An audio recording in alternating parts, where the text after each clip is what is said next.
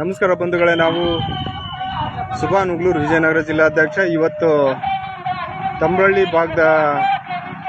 ಏನು ಈಗ ರಸ್ತೆ ಹದಗೆಟ್ಟಿದೆ, ಸಂಪೂರ್ಣವಾಗಿ ಹದಗೆಟ್ಟಿದೆ. ಈ ರಸ್ತೆ ಆದಷ್ಟು ಬೇಗ PWD ಅವರು ಈ ರಸ್ತೆ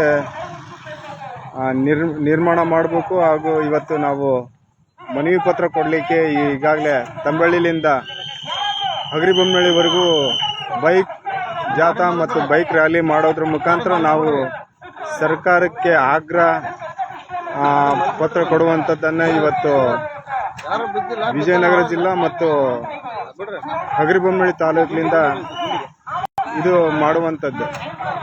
ತಾವು ನೋಡ್ಬೋದು, ಎಲ್ಲಿ ಬೇಕಂದ್ರೆ ಅಲ್ಲಿ ರಸ್ತೆ ತುಂಬ ಹದಗೆಟ್ಟು ಹೋಗಿದೆ.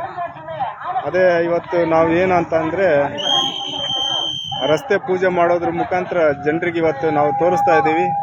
ತಾವೆಲ್ಲ ನೋಡ್ತಾ ಇರ್ಬೋದು.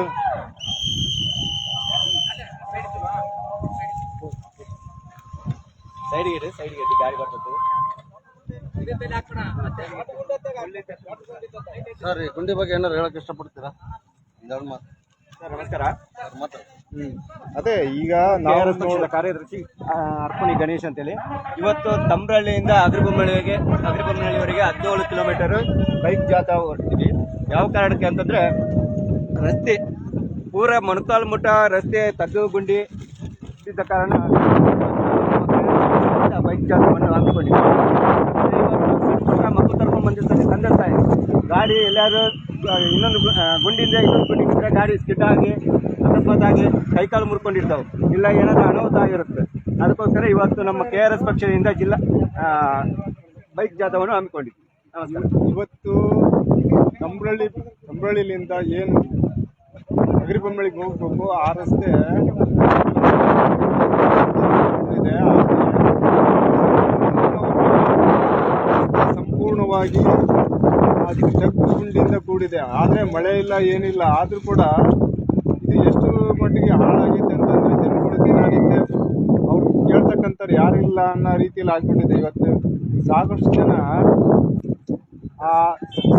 ಜನಗಳು ಕಾಲು ಮುರ್ಕೊಂಡಿದ್ದಾರೆ, ಬೈಕಲ್ಲಿ ಆಕ್ಸಿಡೆಂಟ್ ಆಗಿದ್ದಾರೆ, ಇದನ್ನು ನೋಡ್ತಕ್ಕಂಥ ಅನ್ನೋ ರೀತಿಯಲ್ಲಿ ಸರ್ಕಾರ ಮತ್ತು ಇಲ್ಲಿ ಸ್ಥಳೀಯ ಮಾಡ್ತಾ ಇದೆ. ಇದನ್ನು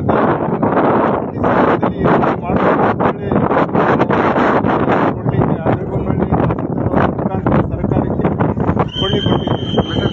ನಮ್ಮ ಹೆಸರು ವಿಜಯನಗರ ಜಿಲ್ಲಾಧ್ಯಕ್ಷ ಸುಭಾನ್ ಉಗ್ಲೂರು.